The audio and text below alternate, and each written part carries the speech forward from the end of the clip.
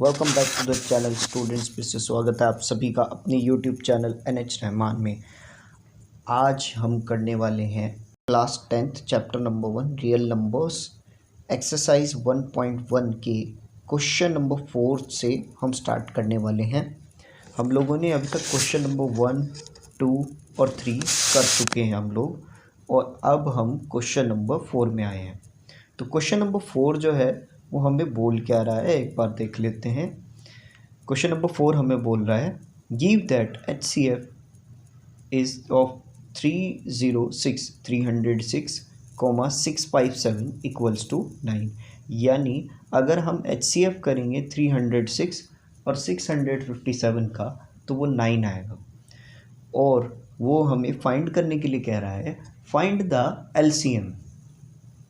तो क्वेश्चन हमें बोल रहा है कि हमें उसने HCF गिवन है, हमें उसका LCM निकालना है। अब बच्चों, आपको मैंने प्रीवियसली भी बताया था प्रीवियस वीडियो में कि जो LCM इंटू HCF किसके इक्वल होता है, प्रोडक्ट ऑफ टू नंबर्स के। यानी जिन नंबर्स का हमने LCM लिया है और जिन नंबर उन्हीं नंबर का HCF, अगर उनका प्रोडक्ट करेंगे तो उनका जो एक्चुअल प्रोडक्ट है वो हमारा आंसर आ जाएगा। हम करना स्टार्ट कर देते हैं। तो बच्चों, मैं लिख सकता हूँ ये formula LCM into HCF equals to product of two numbers. अब LCM हमें यहाँ पर गिवन नहीं है, बट HCF हमें गिवन है 9। 9 हम लिख सकते हैं, और यहाँ प्रोडक्ट ऑफ नंबर में 306 की मल्टीप्लाई 657 से लिखी जा सकती है। अब ये 9 यहाँ मल्टीप्लाई हो रहा है तो दूसरी तरफ जाकर डिवाइड हो जाएगा, तो हम डिवाइड कर लेते हैं और शुरू करते हैं काम करना। तो देखो बच्चों, 9 और 306 दोनों के दोनों 3 के टेबल में आते हैं। देखो 3 + 0 + 6, मैंने इसको प्लस किया तो ये 9 बन रहा है। तो मैं कह सकता हूँ कि 306 9 से 3 से डिवाइड हो सकता है। तो 3 3 = 9, 3 1 = 3, 0 as it is, 3 2 = 6। 102 आ गया।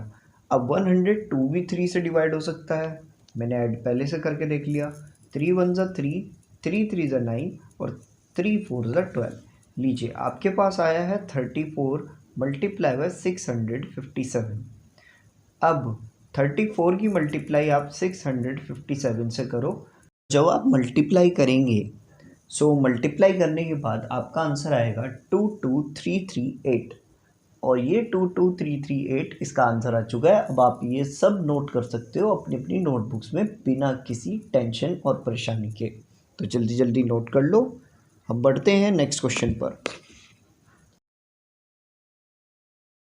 स्टूडेंट्स, अब हम आ चुके हैं नेक्स्ट क्वेश्चन, क्वेश्चन नंबर 5 पे। तो क्वेश्चन नंबर 5 हमें बोल क्या रहा है, check whether 6n can end with the digit 0 for any natural number n। तो हमें एक तरह से ये गिवन है कि 6n कोई वैल्यू है जिसमें जो भी उसका आंसर आ रहा है उसके लास्ट में 0 आ रहा है। तो हमें ये जो n है इसकी वैल्यू फाइंड आउट करके बताइए। अब बच्चों, ज़रा ध्यान से सुनो। अगर मैं 6 की पावर 1 रखता हूँ तो क्या आता है 6। 6 की पावर 2 रखता हूँ तो आता है 36। 6 की पावर 3 रखता हूँ तो आता है 216, और 6 की पावर 4 रखता हूँ तो आता है 1296। अब हम यहाँ क्या देख रहे हैं कि यहाँ पर जो यूनिट नंबर है वो तो सारी 6 ही आ रही है। मतलब मैं अगर कितनी भी बार करूँगा तो लास्ट में 6 तो आना ही है। तो जैसा अगर ये क्वेश्चन हमें कह रहा है कि 6n की पावर हमने कुछ निकाली n वैल्यू, तो जिसमें जो नंबर हमारा बन रहा है उसके लास्ट में 0 है, ऐसा पॉसिबल नहीं हो सकता। ऐसा पॉसिबल नहीं हो सकता क्योंकि लास्ट में जितने भी बार हम मल्टीप्लाई कर रहे हैं वहाँ पर 6 बनता जा रहा है। तो आप तो यहीं तक छोड़ सकते हैं, फिर भी मैं आपको 6 की पावर 5, 6 की पावर 6, 6 की पावर 7, 6 की पावर 8 और 6 की पावर 9 शो कर सकता हूँ इस ग्रीन कलर से। तो आप देख सकते हो यहाँ पर भी लास्ट में 6 ही आ रहा है। अब आप सोच रहे होंगे ये क्या रीज़न है। तो देखो बच्चों, मैंने आपको बताया था 6 6 36 होता है। अब एक छोटा सा हम मल्टीप्लाई कर लेते हैं। अब 216 की मल्टीप्लाई हम 6 से करेंगे तो 6 6 36, 3 कैरी हुआ, और 6 1 6 तो ये 9 हुआ, और 6 2 12, तो फिर दोबारा लास्ट में 6 आ गया। अब देखो चलो 1296 को ही मैं मल्टीप्लाई कर लेता हूँ अगर 6 से, तो 6 6 36। अब कहने वाली बात ये है 6 को कितनी भी बार मल्टीप्लाई करूँगा 6 से तो यूनिट नंबर मुझे वो 6 ही गिवन होगा।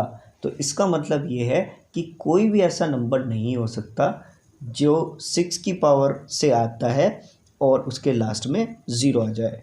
तो हम बोल सकते हैं द वैल्यू ऑफ 6n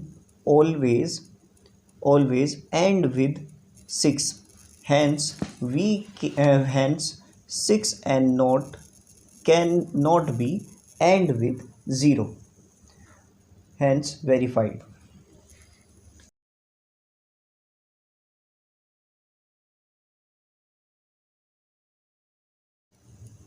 सो बच्चों हम कर लेते हैं क्वेश्चन नंबर 6। अब क्वेश्चन नंबर 6 में हमें ये बोला है कि 6 ये 7 इंटू 11 इंटू 13 प्लस 13, एक तो नंबर ये है, और दूसरा नंबर है हमारे पास 7 into 6 into 5 into 4 into 3 into 2 into 1 plus 5।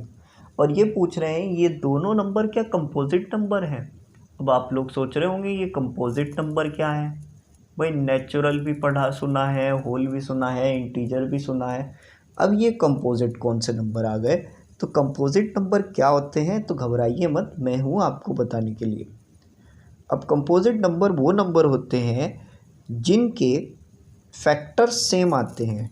जैसे फॉर एग्ज़ाम्पल हमने प्रीवियसली 26 और 91 का HCF किया था, तो जब हमने उनका HCF किया था तो उनका कॉमन फैक्टर जो है वो 13 आ रहा था बच्चों उनका HCF में। तो ये दोनों कंपोजिट नंबर बन सकते हैं। भाई ये दोनों कंपोजिट नंबर इसलिए बोले जाएंगे क्योंकि ये दोनों 13 नंबर से डिवाइड हो सकते हैं। ठीक है ना, क्लियर हुई ना। तो अब हम पहला वाला नंबर ले लेते हैं 7 इंटू 11 इंटू 13 प्लस 13। अब मैं ये देख रहा हूँ कि यहाँ पर 13 दो जगह है। अब हम यहाँ से कॉमन ले सकते हैं 13 को, तो मैं इसको कॉमन ले लेता हूँ। अब बच्चों 7 इंटू 11 कितना होता है, 7 इंटू 11 होता है 77, और प्लस 1 किया तो 78, तो 13 इंटू 78 ये एक मेरे पास वैल्यू आ गई। मैं इसको आगे कर नहीं रहा हूँ जानबूझ के। अच्छा फिर भी आपको एक चीज़ और बता देता हूँ कि 78 जो होता है वो 13 के टेबल में आता है ना। तो यहाँ पे मैं 13 6 78 लिख सकता हूँ और छोड़ सकता हूँ कुछ देर के लिए अपने लिए। उसके बाद अब हम आ जाते हैं दूसरी वैल्यू पे, जो कि ये इतनी बड़ी वैल्यू हमें गिवन थी। अब बच्चों मैं यहाँ पर क्या करूँगा, मैं यहाँ पर मुझे जो है जिस तरह से मैंने ऊपर जो है 13 कॉमन लिया था, सो यहाँ पे मैं क्या कॉमन ले सकता हूँ। यहाँ पर मुझे +5 यहाँ पर भी दिख रहा है, और देखो यहाँ पर भी मुझे 5 नज़र आ रहा है। अब मैं क्या कर सकता हूँ, ये यहाँ पर 5 को कॉमन ले सकता हूँ। जब मैंने यहाँ पर 5 को कॉमन लिया तो अंदर वैल्यू जो बचती है वो बचती है 7 into 6 into 4 into 3 into 2 into 1 plus 1। सो हम इन सबको मल्टीप्लाई कर लेते हैं। तो बच्चों आपको पता होगा 7 6 क्या होता है 42, 4 3 12 होता है, और 2 1 2 होता है। प्लस का 1 हम ऐसे ही छोड़ देंगे ताकि अपना याद रहे। आगे करते हैं तो 2 इंटू 12 वो होता है 24, और 42 अपने आप ही रहेगा क्योंकि अभी हमें 42 और 24 की भी मल्टीप्लिकेशन करनी है। सो इन सब की मल्टीप्लाई करने के बाद आपका आंसर आएगा 1009। और 1009 एक खुद में ही एक प्राइम फैक्टराइजेशन नंबर है। देखो मैंने क्या किया था, इन सब की मल्टीप्लाई की थी तो 1008 आ रहा था, और ये +1 किया तो 1009, और 1009 एक प्राइम फैक्टराइजेशन नंबर है। और मैं इसको ऐसे ही छोड़ देता हूँ, 5 × 1009 छोड़ दिया कुछ देर के लिए। सो बच्चों, मेरे पास एक तरह से दोनों नंबर्स के फैक्टर्स नज़र आ रहे हैं। हमें नहीं पता वैसे पूरा नंबर ये कितना है, ना ही इसका पता, लेकिन फिर भी मैं बता देता हूँ आपको। अगर आप इस पूरे नंबर की मल्टीप्लाई करोगे तो आपके पास 1014 आएगा, और यहाँ नीचे वाले नंबर की मल्टीप्लाई अगर आप 5 से करोगे तो ये आएगा 5045। अब बच्चों, हम लोग अगर यहाँ पे इसको मतलब पूरा मल्टीप्लिकेशन प्रोडक्ट ना रखते हुए हम इसके फैक्टर्स को रख देते हैं, तो क्या ये डिवाइड हो रहे हैं? क्या ये इनमें कोई कॉमन नंबर आ रहा है? इनमें कोई कॉमन नंबर नहीं आ रहा है, तो हम लोग बोल सकते हैं hence they are not a composite number. और यहीं तक आपका ये क्वेश्चन ख़त्म होता है।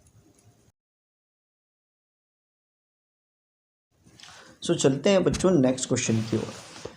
तो क्वेश्चन नंबर 7 हमें बोल रहा है there is a circular path around a sport field. Sonia takes 18 minutes to drive और 1 round of the field. So एक सर्कुलर पाथ है स्पोर्ट फील्ड का, मतलब वो ऐसे गोल गोल घूम के जाते हैं। अब सोनिया ने यहाँ से पूरा का पूरा जब ये कवर करती है तो उसको 18 मिनट्स लगते हैं। वहीं हम रवि की बात करते हैं तो Ravi takes 12 minutes for same. अब रवि जो है वो 12 मिनट्स लगाता है उसी जगह पर दौड़ने पर, तो इसको पूरा राउंड को कवर करने पर इसको 12 मिनट्स लगते हैं, और वहीं सोनिया को 18 मिनट्स लगते हैं। Suppose they both start at the same point and at the same time and go in the same direction. अब ये अगर इसी तरह से दौड़ते रहे तो दौड़ते दौड़ते कितने टाइम के बाद, क्वेश्चन ने कहा है ना after how many minutes will they meet again at the starting point, तो कितनी देर के बाद ये दोबारा से आकर मिलेंगे। ठीक है, ये 12 ये बार बार 18 मिनट्स के अंदर राउंड पूरा कर रही है, और जो हमारा रवि है वो कितनी देर में 12 मिनट्स के अंदर पूरा का पूरा राउंड कवर कर रहा है। तो हमें ये बताना है कि सोनिया और रवि जब स्टार्ट एक साथ हुए थे तो वापस कितनी देर बाद वो एक साथ मिलेंगे। तो ऐसे कभी भी सिचुएशन में क्वेश्चन अगर आपका आ जाए तो ऐसे में हम लोग एलसीएम करते हैं। तो हम लिख सकते हैं they will meet again at the point at the starting point in, तो हम equals to LCM of 18 and 12 लिख देंगे। सो 18 और 12 का जब आप एलसीएम लेंगे तो 2 9 18 और 2 6 12 होता है। अब ये 6 भी 2 के टेबल में आ रहा है तो 2 3 6। अब यहाँ पर 9 था तो 9 तो 2 के टेबल से डिवाइड नहीं हो सकता, तो मैंने लिख दिया। आगे करता हूँ मैं, तो 3 3 9, 3 1 3, देन 3 1 3। तो मैंने ये देखा कि यहाँ पर ये जो फैक्टर्स आए हैं अगर मैं इनकी मल्टीप्लाई करूँ तो ये 2 2 4 और ये 3 3 9, और उसके बाद मैं आगे करूँ तो 4 9 36 होता है बच्चों। तो 36 आ चुका है, तो इसका मतलब तो ये है दया कि ये नंबर्स आगे मतलब ये वापस जब दोबारा से मिलेंगे तो इनको 36 मिनट्स लगेंगे। तो मैं लिख सकता हूँ they will meet again at the starting point after 36 minutes. तो यहाँ तक की ये वीडियो कंप्लीट हो चुकी है और ये एक्सरसाइज भी कंप्लीट हो चुकी है।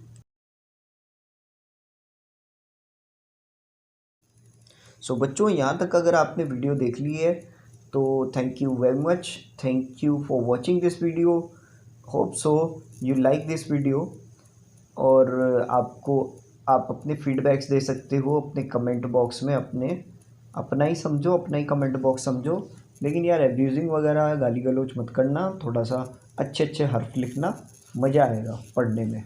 तो जितने भी स्टूडेंट्स हैं आप अपना फीडबैक दे सकते हो, हमारी वीडियोस आपको कैसी लगती हैं, मज़ा कैसा आता है और सब कुछ, ताकि हम अगर उसमें आपकी पढ़ी हुई कमेंट्स के अगर कोई भी प्रॉब्लम हम देखते हैं तो उसको हम आगे इम्प्रूव कर पाएँ। इसके अलावा आपको मैं कहना चाहूँगा कि इस वीडियो को लाइक, कमेंट, शेयर ज़रूर करें। नए हों तो चैनल को सब्सक्राइब करें। Thanks for watching this video. Thank you very much.